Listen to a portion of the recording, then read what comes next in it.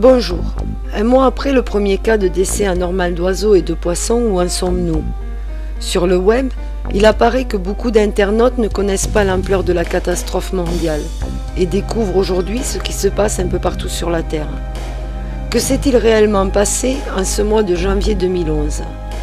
Le 1er janvier, la presse se fait l'écho de 5000 oiseaux qui tombent du ciel, morts sans cause apparente aux États-Unis. Et le même jour, dans une autre ville, ce sont plus d'1 millier d'oiseaux qui sont découverts. Le lendemain, des centaines de poissons décèdent au Royaume-Uni. Puis le 3 janvier, 30 tonnes de poissons sont découverts morts en France. Le 5 janvier, ce sont environ 2 millions de poissons aux USA. Et c'est ainsi chaque jour. Et ce sont de nombreuses espèces qui sont touchées. Des pigeons, des tourterelles, des poulpes, des phoques, des pingouins, des crabes, des vaches, des dauphins, des baleines. À cela se rajoutent des comportements anormaux, des millions de méduses en Floride, un exode de 100 000 requins à proximité des côtes, 1 million de corbeaux dans le ciel de Minneapolis, des baleines, des dauphins et des phoques qui arrivent par dizaines à New York, des requins marteaux pris dans des filets en eau douce en Louisiane. La réaction qui vient immédiatement lorsque l'on découvre ces faits très inquiétants est de savoir quelle est la raison de tout cela, car il nous semble évident qu'en un mois, on sait la vérité. On sait pourquoi tous ces animaux décèdent par millions. Hélas, la seule réponse qui peut être formulée est non, personne ne sait. De nombreuses explications ont été fournies par des experts et parfois sont totalement saugrenues.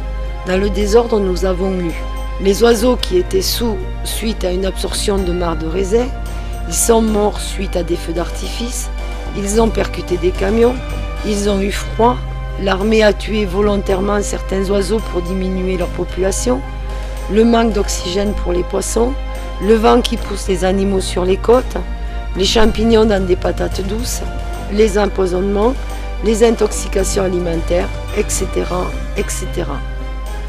Effectivement, chacune peut aller sur un cas précis, mais cela ne peut expliquer correctement le nombre colossal de décès mystérieux. Ces explications officielles rassurent quand on ne connaît pas l'ampleur du désastre, mais c'est peut-être le but recherché, éviter qu'il soit connu. À cela se rajoute le froid. N'oublions pas que les États-Unis vont affronter leur 5e tempête de froid de l'hiver.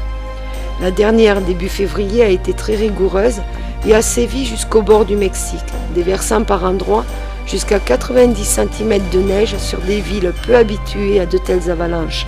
L'Australie a eu en peu de temps des inondations monstres avec de l'eau dans les villes jusqu'à 9 mètres de hauteur. À cela s'est rajouté un cyclone de niveau 5 qui est le niveau maximum connu.